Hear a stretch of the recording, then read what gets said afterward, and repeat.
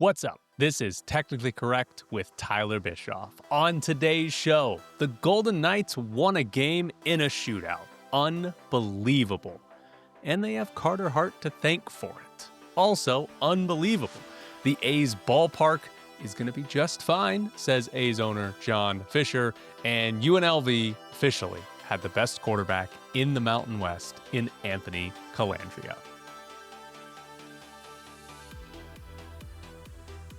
Today's show is brought to you by Arnold Nightly. Arnold has been listening to me since I was on a show called Coach's Corner with Jim Bola over on KDON. It's the first show that I started doing when I moved here to Las Vegas. Big shout out to Arnold. I really appreciate how much he has been following and listening to me throughout my career here in Vegas. And if you want to sponsor the show, an actual business, or if you're just like Arnold and like, yeah, that'd be great. Email me, technicallycorrectvegas@gmail.com. I've said it before. You got $20, you got $5, whatever it is. You can send it to me. We'll figure it out. We'll make it work. We'll have some fun with it. Here we go. The Golden Knights have struggled in overtime. They have struggled in shootouts this year. It's not been great for them. 7 straight losses going into last night beyond regulation. And guess what? They got to win. Bruce Cassidy joked on Monday that he hoped they'd just win in overtime so he'd stop getting questions about it because they had worked on 3-on-3 in practice on Monday. They technically didn't win in overtime. They won in a shootout. But Carter Hart was their best player during overtime. Chicago dominated that overtime. The scoring chances were 6-2. Both Golden Knights scoring chances were transition chances, one-and-done transition chances, and those were the only 2 shots on goal that they had in the entirety of overtime. The total shots, they only had 3 total shots. 1 missed the net, and 2 were on those chances there. Chicago had 13 shots in that overtime period. So I don't think their overtime problems are fixed, but they didn't lose, which means Carter Hart won in his return to the NHL in a shootout, and he was good in the shootout as well. But overall, was Carter Hart good in that game? He got sniped on 2 goals into the corner that I think you'll look at and say, all right, not really on the goalie there. Connor Bedard had an incredible goal on one of them. He had a pretty bad misplay that we'll get to in depth in a minute that helped Chicago score their second goal of the game. If you look at the stats from this one, it's like the most average game possible. He had a .900 save percentage, and his goal saved above average was negative 0.1. It was 2.9 expected goals for Chicago in that game, and they scored 3. That's about as average as you can actually be as a goalie statistically. The interesting part to me is that if you look at that game in different segments, Golden Knights, their penalty kill was very good. Like, they didn't need Carter Hart to be the best player, to be the best penalty kill or anything like that. The penalty kill was actually very good last night. But at 5-on-5, they kept giving up transition chances. They kept giving up passes through the neutral zone that set up 2-on-1s or 1-on-1s, or somehow the defenseman gets split by one guy. That's where they kind of needed Carter Hart to step up, and he was pretty good in those scenarios. So a weird game, and then they weren't good in overtime, and he was good in overtime. A very sort of weird game where the Golden Knights weren't really bad all over the place, but had big breakdown type of moments, and Carter Hart had to help them out. Now, the interesting thing, if you look at the team overall, the goaltending overall this year, we've seen 3 different guys, now 4 with Carter Hart. Adin Hill, it was only 5 games, but he was below average. His numbers weren't very good through those 5 games before his injury. We saw Carl Lindbaum finally got his first win. He played 7 games, but he was overall bad. Akira Schmid, who's played the most, has been pretty average. His save percentage is .896, and his goal saved above average is negative 0.2 on the season, so he's just a hair below average overall. That's kind of what you're getting out of Akira Schmid. Anything better than that, I think, would be a pleasant surprise. So if Hart comes in, and if Hart is just an average goaltender, that's all he is, one, that'll be a huge improvement on the Carl Lindbaum games or minutes this year. But also it'll be slightly better than Akira Schmid, and then we just have to see what actually happens once Aiden Hill is healthy.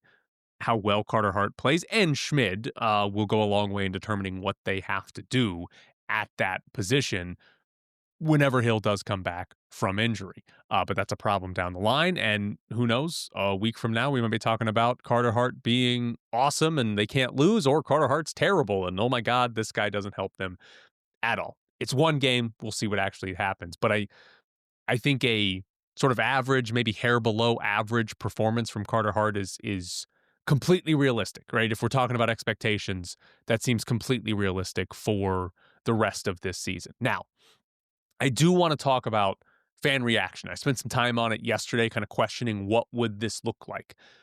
Very little negative reaction, apparently. Senbin.Vegas, Ken tweeted out some images of fans with encouraging signs on the glass before the game. It didn't sound like there were any boos when he was announced either. Sometimes that's a hard thing to gauge, but it didn't sound like there were boos. Certainly wasn't the overwhelming sentiment to boo there. So we didn't have that much negative reaction. We did have at least one anti-Carter Hart Vegas fan with signs on the glass, but that appears to be it. Just one from what we've seen. Vegas fans didn't seem to do much, if at all, to protest or show any sort of displeasure with Carter Hart being on this team and now playing for this team. And I think going forward, that's what we're gonna get. I think the majority of Golden Knights fans are gonna fall into two camps. Either one, kind of not caring, just being like, this is a sports team. I'm here to cheer for the sports team, whatever. Carter Hart's the goalie. And then two will be the people that defend Carter Hart. I think those are going to be the two main camps. And what you're going to have, at least online and then in theory, if you go to road games, is I think the majority of opponents' fans are going to be very heavily anti Carter Hart. I think we're going to see it in arenas when he plays or even just when he's on the bench. But I also think you're going to see that especially online. And if you're the Carter Hart defender, you're probably going to find yourselves in a lot of arguments about Carter Hart with other teams' fans, or you might just end up reading them. I think that's what we're going to see because it is polarizing that he's back in the NHL. And what we tend to do in sports, it's very easy. Defend your own team, criticize the others. When your team does something that's bad, it's not that bad, actually. It's my favorite team, and this is why it's defendable, and this is why it's okay. When somebody else does it, it's the worst thing anybody's ever done. It's the worst team in the world. So I think that's what we're going to see going forward. Mostly Golden Knights fans either not caring or supportive, and other teams' fans highly, highly critical. Now, I did want to get to the second goal that Chicago scored last night because I don't honestly know who was the worst offender on this play. And we've got three. Technically, one is after the play, but we've got three. First is Zach Whitecloud, who had a miserable turnover. He's trying to skate the puck out of the defensive zone, goes to make a pass, and it's just straight into a skate of a Blackhawk, and the puck bounces, drops right back into the slot in the offensive zone. Like the worst possible turnover you can have. And then Carter Hart makes the choice that he's going to leave the crease and come play the puck out near the hash marks, gets to it, but his clearance is blocked, and all of a sudden this is danger time, and they're going to give up a goal. And then the third one is after the play. Bruce Cassidy challenged this one for offside, and it wasn't even close. He ends up giving Chicago a power play on this one. It quickly went away because they took a penalty and it was 4-on-4, but you don't know that when you challenge it. All three of those were bad. I'm genuinely surprised Cassidy challenged that. Like they're usually, like Golden Knights normally, they challenge a call. I feel like they win it. For the most part, I'm like, oh, if they challenged it, this is not going to count. We got like 1.5 replays on the television broadcast, and it was over. It was one of the quickest reviews that you're going to see because it was such a bad challenge. I'm shocked that Cassidy challenged that. But I think of the three, in all honesty, Carter Hart's mistake was the least bad. Like, it was the best because White Cloud's turnover is just hilariously bad. Cassidy's challenge is dumbfounding. And Carter Hart, I actually don't think he made the wrong decision to try to go get that puck. He just didn't clear it, right? The idea was fine. The execution was bad. So I actually think that it was fine. It wasn't that big of a deal that Carter Hart went after that one. And of all the things to blame there, all the things that went wrong there, his wasn't actually the worst. His coach and his defenseman were a little bit worse instead. Something else interesting from last night, that Bruce Cassidy made another decision with the lineup. He brought Brandon Saad back in. Saad and Riley Smith, they were healthy scratches last game. Smith, still a healthy scratch, still benched. But Saad came back in, Alex Holtz out, and Saad played with Hertl and Dorofeyev on that familiar line again. Is it familiar? It was only a post-trade deadline line, and then in the playoffs, we had injuries. So maybe not even that familiar, but a little familiar. They were not bad, but also not good last night either. Like, they did give up a goal. Saad and Dorofeyev combined to lose the puck, and they gave up, I think it was a 3-on-2 going the other way. They gave up Chicago's first goal. But they created 8 scoring chances, which is the most of any single line last night for Vegas. But again, they had an 80% offensive zone faceoff start or rate. They get the most offensive zone faceoffs. That's just the way Cassidy uses that line. So they should pretty much always have a skewed offensive stat type of night because they get to start closest to the other team's net. So I don't know that you're going to get a lot from Saad there. If he's on that line for the rest of the season, another 50, 60 games, there's going to be some points that Saad puts up just because you're playing with Hertl and Dorofeyev. There should be, but it feels like he's a replaceable cog. And if it's Holtz or if they put Smith on the left there, like whatever it is, like you're going to get some point production there. I don't think Smith is sort of any sort of make or break or highlight or anything. I think he's just a guy that's on the line there. I think that's all that is at the end of the day. But the player I'm actually interested most on that line is not Saad or Holtz coming in and out. Pavel Dorofeyev, he has gone 16 games without a 5-on-5 goal. He does have a couple of power play goals in that stretch, but at 5-on-5, 16 games since he last scored. And if you look at it just from a shots standpoint, in these 16 games, he's got exactly 16 shots on goal at 5-on-5, one a game. Before that, he was averaging 2.1 shots on goal. So he's not even just getting the shots. And that sort of plays out as well for his shot attempts and his individual scoring chances and stuff like that. It's all down in these 16 games at 5-on-5 compared to what it was before. And Pavel Dorofeyev is a goal scorer. It's 46 goals last year and then the first fourth or so of this season. Obviously good. Goals are good. And you're not going to take guys out of the lineup that score goals, especially if goal scoring is a problem for your team, which we saw it in the playoffs and we've seen it at times so far this year. Goal scoring can be an issue here. But how valuable is Dorofeyev if he's not scoring a 5-on-5? I think that's the real question there. I don't know that there's a player to come in and take his spot. I don't know that you're saying, okay, we'll put Riley Smith in. And I don't know if you're going to get much else because scoring on the power play might be more than Riley Smith gives you at all. But how much value is there in Pavel Dorofeyev if he's not giving you goals at 5-on-5? Because again, him and Hertl, they get all the offensive zone faceoffs. Like their job at 5-on-5 is to score. Like that's it. They're put in those situations to score. They're not asked to defend or anything like that. They usually get the softer matchups. Like they got to score goals. And if he's not doing that on 5-on-5, how much value is there in the player that, okay, these a good one-time shot on the power play, right? There's value in that more than probably what Riley Smith has given you this year, but how much? And that's probably a bigger question for after the season when we're talking about a Pavel Dorofeyev contract and everything. The goals are there, but how much of it is just power play wise this season? So that's an interesting line to sort of look at and what happens the rest of the way with Dorofeyev. When does that 5-on-5 goal scoring come back and how much do you actually get? So the Golden Knights, they win last night. They win in a shootout, which somehow feels better than if they had just won in regulation because they did something that they seemingly haven't been able to do for the majority of the year. So they got to win.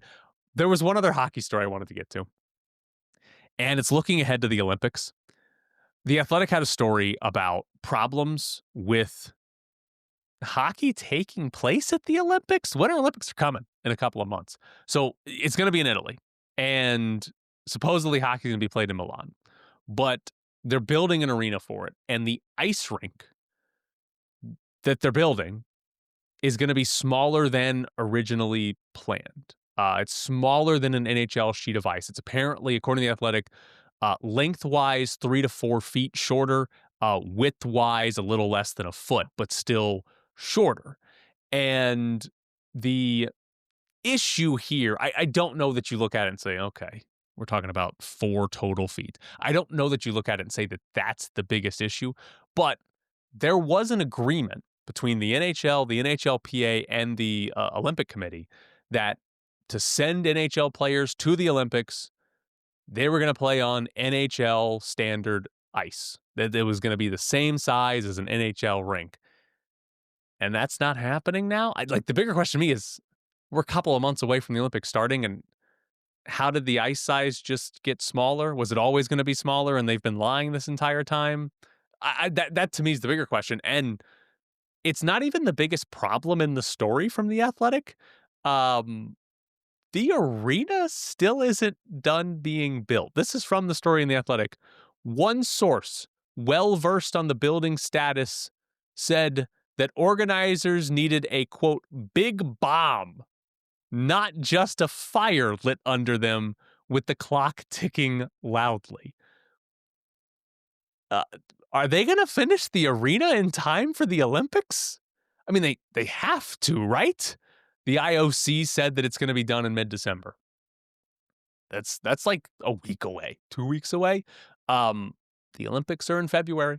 We're very close to the Olympics starting, and the arena they're going to play hockey in isn't done yet.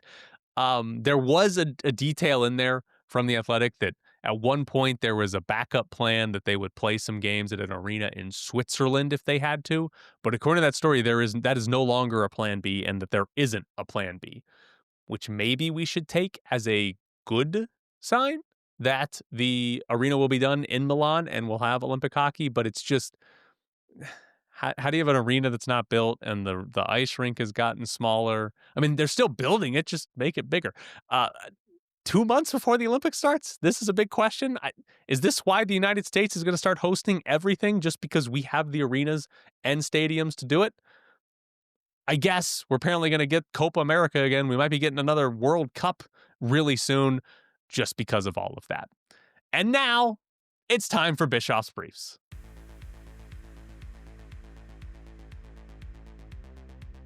You can sponsor Bischoff's Briefs. Fun logo, full screen graphic right there. I'll tell everybody how great your business is. Just let me know. technicallycorrectvegas@gmail.com. That's the email. Send me one. We'll figure it out. We'll have a lot of fun. It'll be great. I'll tell everybody how much I love you. But starting Bischoff's Briefs with the soon-to-be Las Vegas A's, John Fisher, the owner of the A's. He talked yesterday, and from Nick Walter's tweet, Fisher said, "I'd like to say we're ahead of schedule because I actually think we are a little bit. I like to be conservative about where we are, but we're on time. We're on budget. The ballpark is supposed to open in 2028, so that's the timeline there.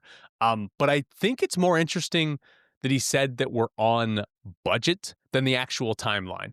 I'd be surprised if construction isn't done on time. But the price of the ballpark, when he says budget, the price of the ballpark has gone up 3 times, at least publicly, in about an 18-month span. And the last one was around $2 billion, maybe over $2 billion. It wasn't even a firm number, right? We're just floating around the $2 billion mark.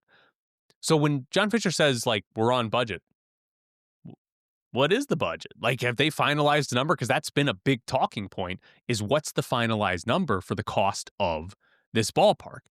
The other part of sort of the budget is the investment side. So John Fisher's been trying to get investors for, hell, it might be 2 years now at this point. And what he's got for this ballpark. He got $350 million in public funding from us. Congratulations, A's. He got $175 million from Aramark, the concessionaire company. I can't remember the exact amount or how much of that is specifically supposed to go towards the ballpark, but there is an investment there from the concessionaire that's going to the ballpark. A very weird contract that they got signed that normally doesn't happen with the concessionaire. And then he also got an investment of $70 million from a group with Chanho Park and Suga from BTS. So there's some there. But if you add all that up, we're not getting anywhere close to $2 billion. We're not even getting close to $1 billion if you add that up. There's also been stories that he was trying to sell his MLS team, the San Jose Earthquakes. In theory, that would be to raise money for the ballpark.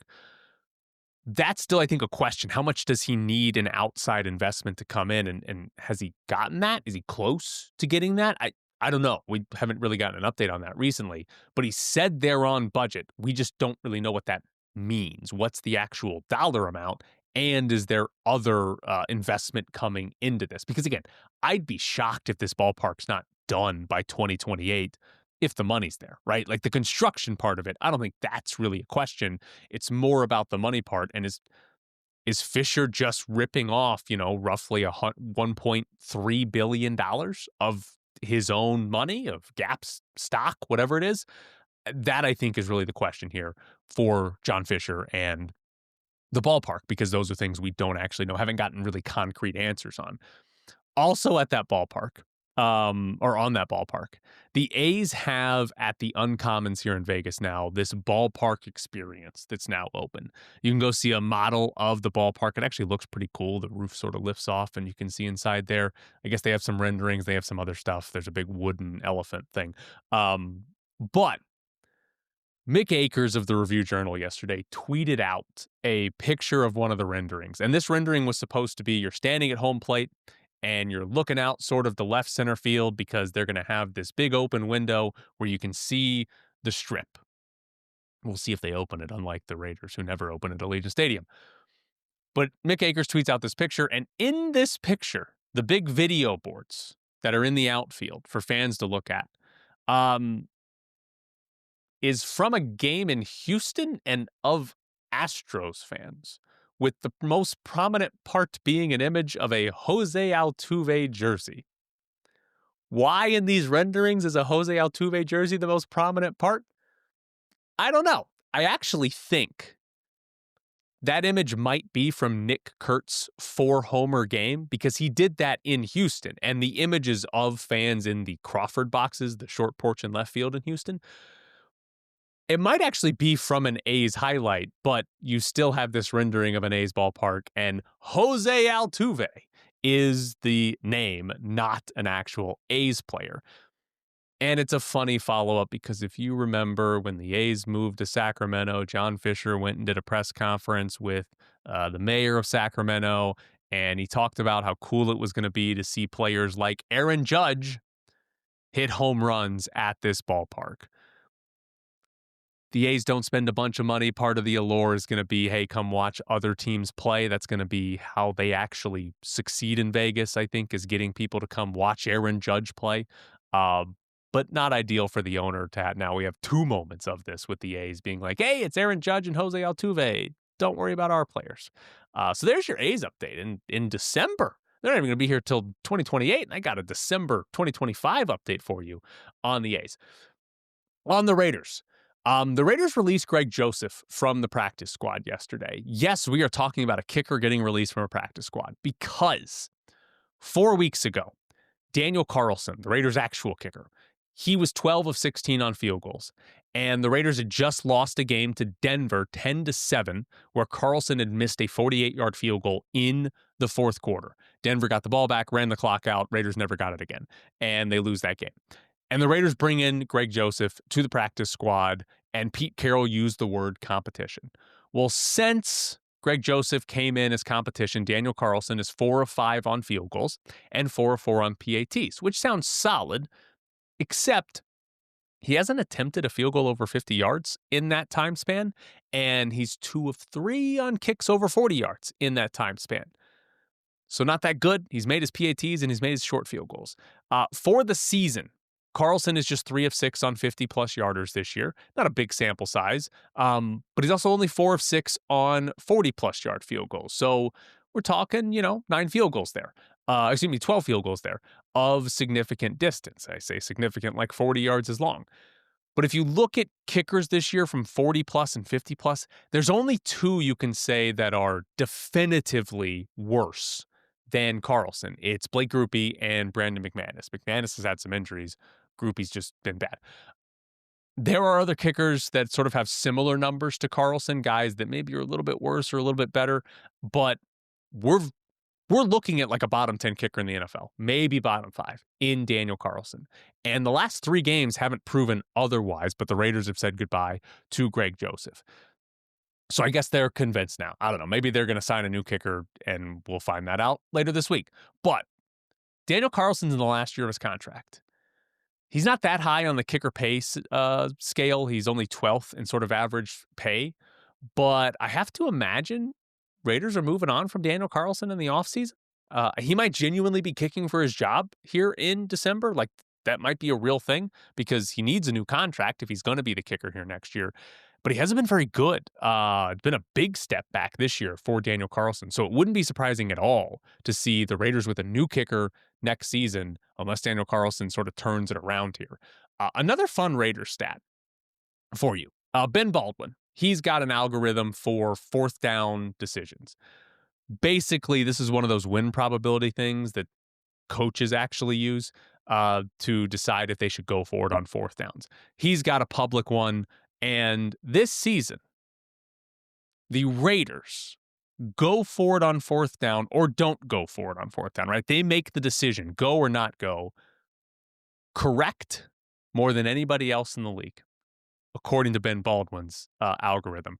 Almost 90% of the time on 4th downs, they're making the right choice to go or not go, and it's the best in the league. Now, I haven't looked any of this up, but my first thought was I feel like most of the Raiders' big 4th down decisions have been when they're losing in the second half, which makes it a lot easier to just go for it because we're down 13 in the 4th quarter and it's 4th and 3. Like, yeah, we're going to go for this. So I feel like a lot of their decisions have been sort of easier to make because it's been late in games that they're losing. I don't have anything to back that up. That's just my guess. I should probably go actually look that up. The other problem on this, the Raiders are second to last in 4th down conversion rate this year, the 38%. Only the Saints are worse. Now, I want to be clear. The Raiders should still be going for it. It's still the right decision to go for it. The chance of you not getting it is baked into those decisions to go or not go, those algorithms saying you should go or not go. So they're still making the right choices, even though the offense is bad. So shout out to Ryan Paganetti, who is the game management coach this year, and to Pete Carroll for actually making these good 4th down decisions. Because last year, Antonio Pierce, Raiders were the worst under Antonio Pierce when it came to these decisions. He was lost, somehow made the wrong choice all the time. But maybe that's fixed at this point. It might actually be fixed at this point. So the Raiders are doing something right in a season where everything has gone wrong. Also in the NFL, I enjoyed this story. Maybe I didn't enjoy it because it's not a good thing for consumers. But NFL Red Zone had 16 commercials on Sunday. Sports Business Journal did a story on this. 16 commercials. Red Zone has long been the home of 7 hours of commercial-free football. That was the most popular tagline in all of NFL broadcasting for like a decade. But now there are commercials. And it's what you have to do to make more money. They were already making money on it. People had to buy it, but it's what you got to do to make money. But here's the real problem, I think. One, it's been branded for so long as 7 hours of commercial-free football. So that's not great that we're now watching commercials. But at the beginning of the year, we knew this. At the beginning of the year, we were told they're going to put commercials in. Pro Football Talk had a story and reported that it was just going to be 4 15-second commercials. It's a minute's worth of commercials, by the way. And that's what it was going to be. 4 15-second commercials. Now we got 16 commercials. Now we're blowing way past that, right? We're not even close to this 1 minute of commercials. It's gotten out of hand. I shouldn't say out of hand, but it's exploded extremely quickly. And that's sort of problematic at the end of the day. Now, please sponsor me, and I will have a commercial for everybody else to watch. I would love that. Also, this is a fun story for you. Fans threw eggs at the home of the Eagles offensive coordinator, Kevin Patullo. His house was vandalized. The Morristown police say eggs were thrown at the house. The Eagles offense is very, very bad, even though Philly's still leading that division. I don't think we here in Vegas have had fans vandalizing any players or coaches' houses that have underperformed. I don't think we have. Maybe I missed that, but I don't think so. But I was really surprised here. Do people still egg houses? Do people still TP houses? Are we throwing toilet paper at houses? Like, are those two things too expensive now that we don't do that? I feel like, I don't know, maybe because I'm not in high school, I don't feel like I've seen a TP'd house or egged house anymore. Saw that before, but I don't feel like I've seen that. Is that still a thing that happens across the board in the United States, or eggs too expensive? Bird flu's done, right? Eggs shouldn't be that expensive anymore. But yeah, so if your offense isn't very good, apparently you can just go and egg the house of your offensive coordinator. Probably shouldn't do that. I don't think we've done that here in Vegas. We got good fans in Vegas. But that's it for Bischoff's Briefs. Again, if you want to sponsor it, let me know. Technically correct, vegas@gmail.com. Now, in the world of college football, first thing, Anthony Colandrea was named Mountain West Player of the Year. UNLV's quarterback had an incredible season. I'm not even sure we can actually do it justice with some stats, but I want to try from some different things I looked up. First one, just looking at the Mountain West, he had the highest quarterback rating in the conference. And the difference between Colandrea in first place and second place was bigger than the difference between second place and eighth place of the 13 qualified quarterbacks in the conference this year. So a huge gap between 1 and 2 when looking at quarterback rating. He also had the highest yards per attempt in the Mountain West, while also having the second highest completion percentage, which is an incredible combo because it means you're throwing the ball down the field while completing a lot of passes. And looking at his deep balls this year, 20th farthest average depth of target in all of college football this year. So of all of the quarterbacks that played, he was 20th in terms of throwing it deep this year. And only third deepest in the Mountain West, by the way, a couple of the quarterbacks who were chucking it down the field, just not as accurately or as efficiently as Colandrea. He was also, if you just go by PFF grades, 10th in all of college football this year, 10th in PFF grades. Now, that is not adjusted to opponent. That's just the flat out grade coming in there. So, if Anthony Colandrea was playing in the SEC, probably wouldn't be 10th, but a phenomenal season from Anthony Colandrea this year that I had somebody text me this and ask, like, can they afford to keep Anthony Colandrea? And generally speaking, you're going to lose your good players in the group of 5. It's going to happen. Like, it's the reality of it. You can keep some guys around, but for the most part, really good players are going to look to go up because there's going to be more money there.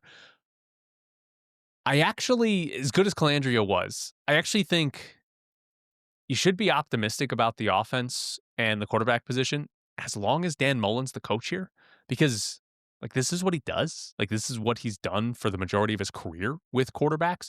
And so I think you're probably going to have a really productive quarterback next year, regardless of who it is. And as long as Dan Mullen's here, I think there's going to be productive quarterback play.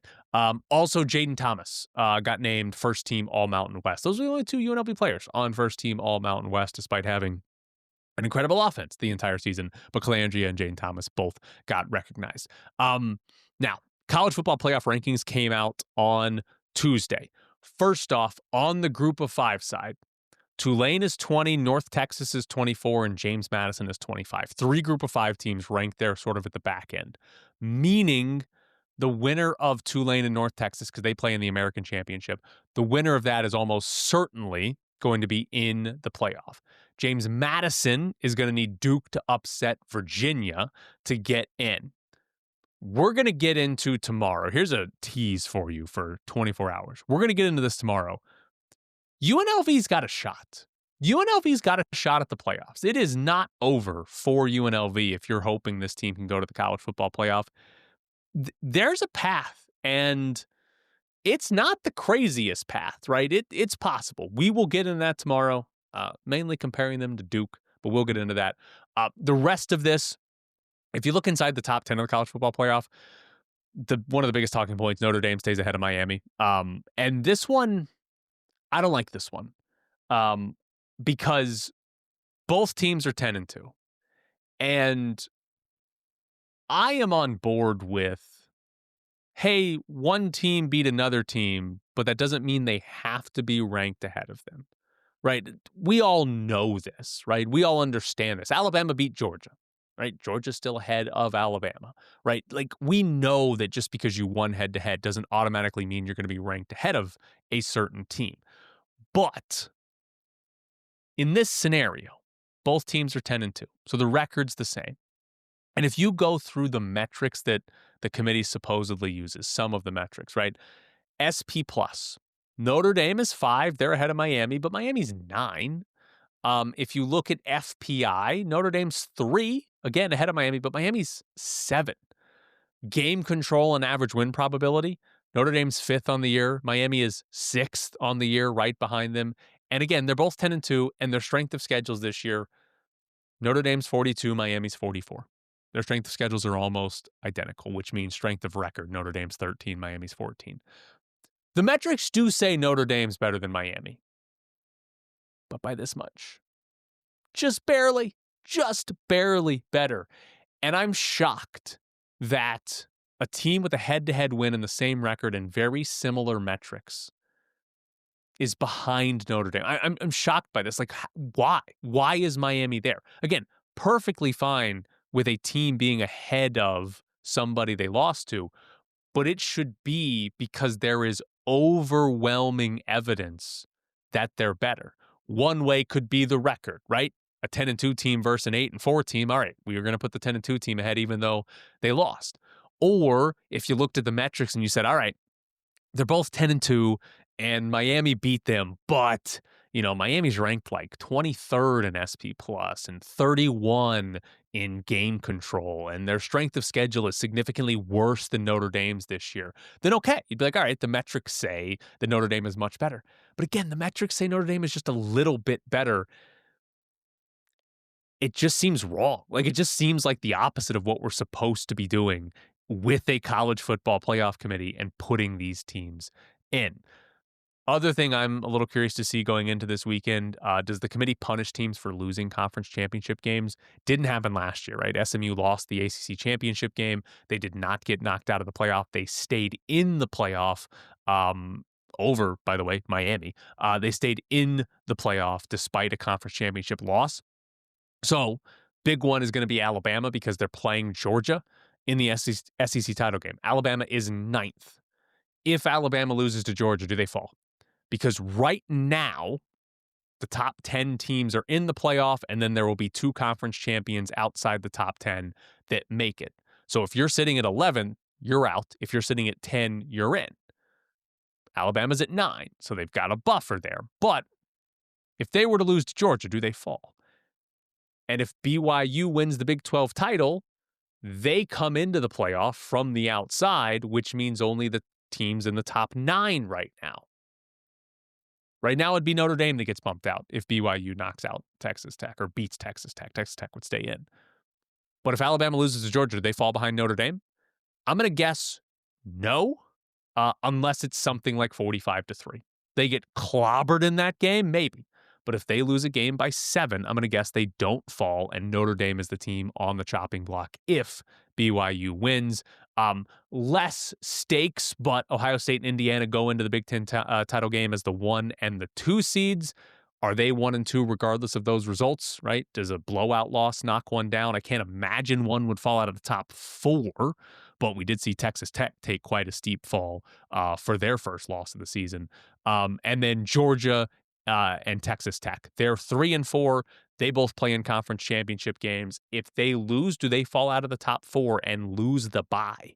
I'm going to guess Georgia would not fall out of the top 4, and I'm going to guess that Texas Tech would fall out of the top 4. Back to 5, maybe 6. But what it means is that Oregon sitting there at 5, and Oregon could get a bye for not playing this weekend while Texas Tech or Georgia loses and drops back a spot or two. So Oregon could get rewarded for not going to the Big Ten title game while teams that are playing in their conference championship don't actually go. So college football playoff ranking, it's out. Again, tomorrow I'm going to get in to UNLV's shot here.